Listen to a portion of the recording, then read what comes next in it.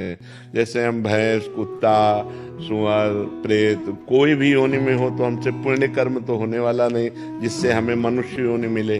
भगवान कबहू का करि करुणा नर देहि, देत ईश बिनु हेतु सनेहि।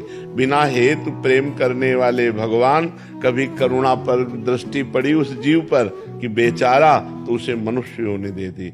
अब मनुष्य योनि बड़े भाग मानुष तन पावा, सुर दुर्लभ सदग्रंथन गावा। साधन धाम मोक्ष कर द्वारा, पाए न जे परलोक संहारा।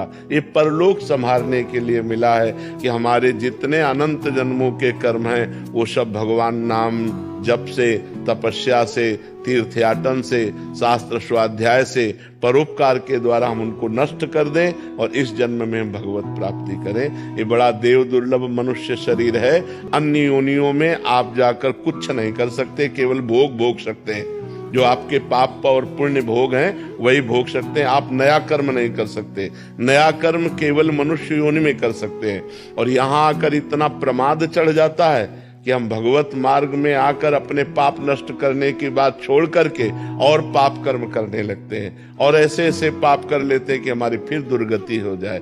यदि हम भजन करें और भजन में हमारी कमी रह गई और भगवत प्राप्ति नहीं तो हमें पुनः मनुष्य शरीर मिल जाएगा और फिर भजन करने को मिलेगा। यदि हम भजन नहीं करते और पाप कर्म करते हैं तो फिर अन्य योनियों में हमें जाना पड़ेगा, मनुष्य योनि हमें नहीं प्राप्त होगी।